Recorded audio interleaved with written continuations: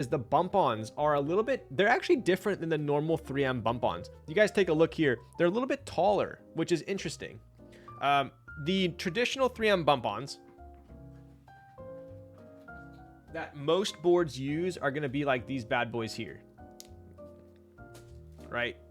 They're going to have these little lips around the bump-on. Right? These are the most traditional ones, I would say. But the unicorn is actually different. It doesn't have that little tiny lip around the circumference. And it's a little bit taller. See how tall it is.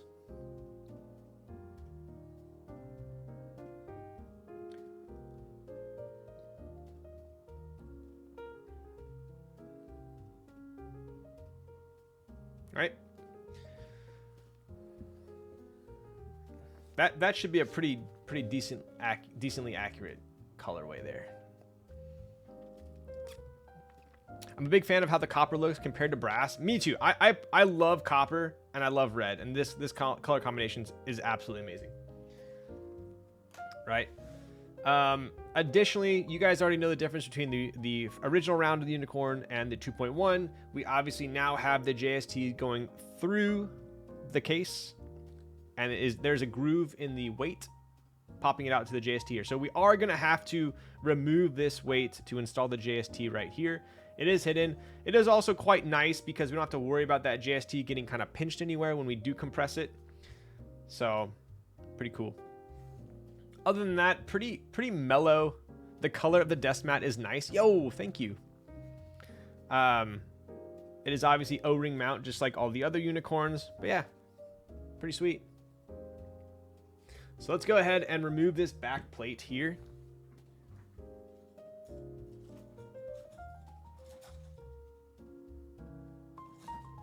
We got two.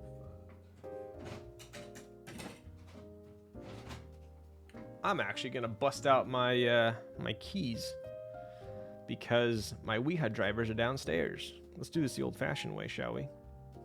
Go with green. So we have 2.5. It's free real estate. Look at that. You guys ever seen one of these before?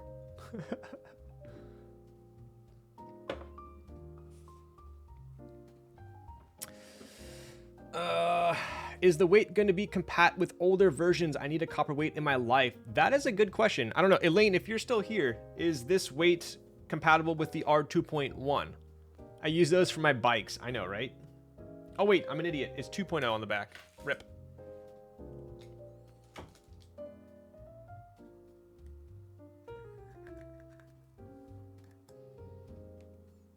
Yes. Okay, cool.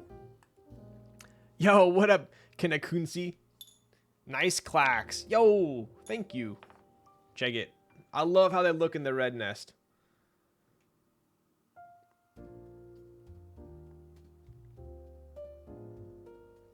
So, I will touch on these in a moment as well, but this is the Flamenco Red GSK Unicorn that we are going to be pairing with the Unicorn tonight. So, if you notice, these all match the colorways of the single unicorn that are going to be dropping. Pretty cool. So take a look here. As you can tell, they match the stickers. Right? Pretty cool. You're missing the gray right there.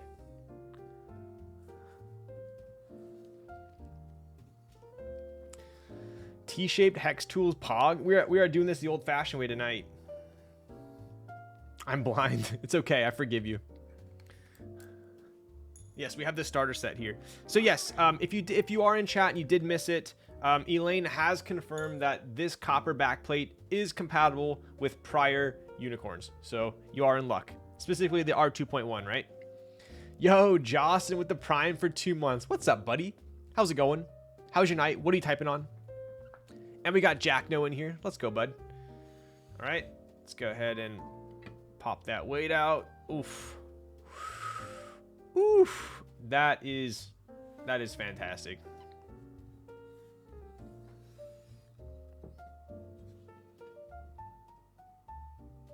Look at that.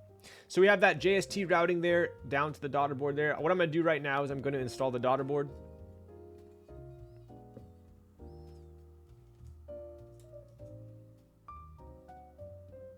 So I generally like, so for unicorns, I want to say we do, what's the best order on this bad boy? I want to say copper isn't coated. It can patina like within 24 hours. Yeah, so I actually noticed that, right? So I personally don't like it when manufacturers put a thick coating on their copper, brass, or stainless. I'm not a huge fan of it. I'm also like not the biggest fan of patina, so I'm pretty hard to please, right? But if I had to go one way or the other, I would go for a thin coat. So if any of my products that we come out with NRD, it's going to be a thin coat generally, because I don't like it when it's kind of like slimy, that thick coat, right? It is a double-edged sword, exactly.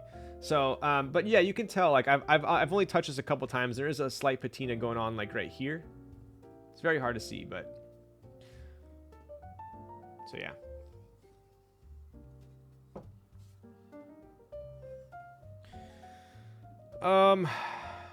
Let's go ahead and put this daughter board in here. So, I'm trying to remember.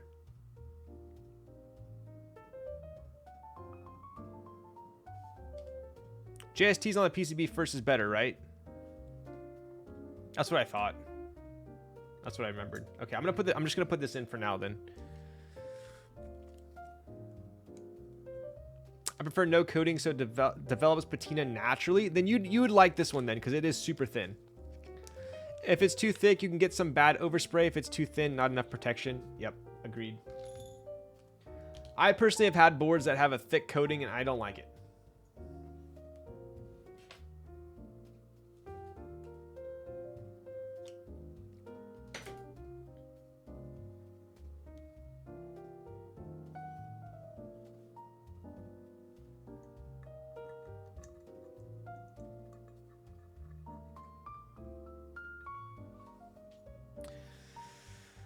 And then certain coats have their own color when applied. It's a whole another world, gets pretty annoying. Yes, I mean, I personally I've seen some copper that when you coat it, it turns kind of more orange direction.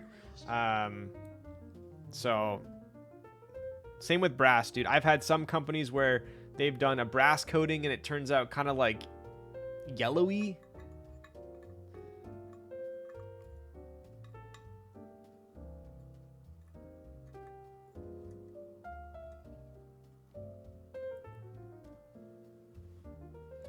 So on the daughter board, I generally like to do corners first. Let's go ahead and... Is this the right? There we go.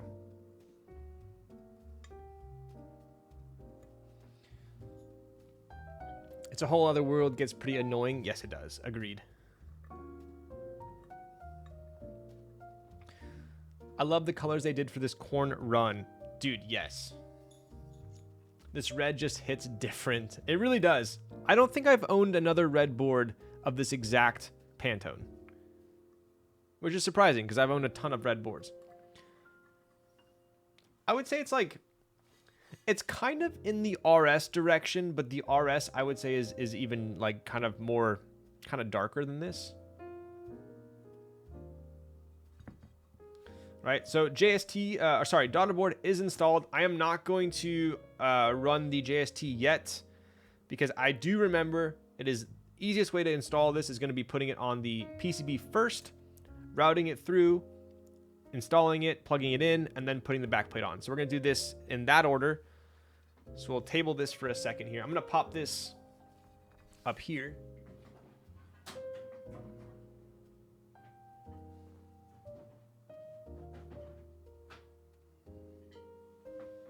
And grab one moment.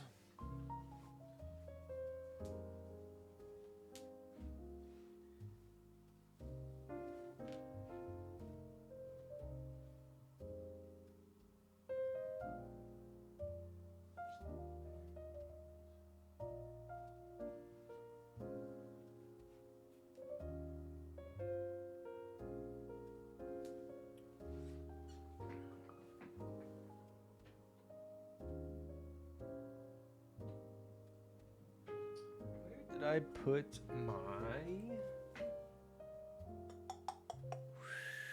Maybe we'll go with the OG this time. I'm gonna grab this. Oh. We could put... Let's do.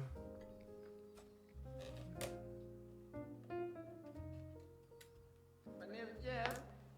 Yo!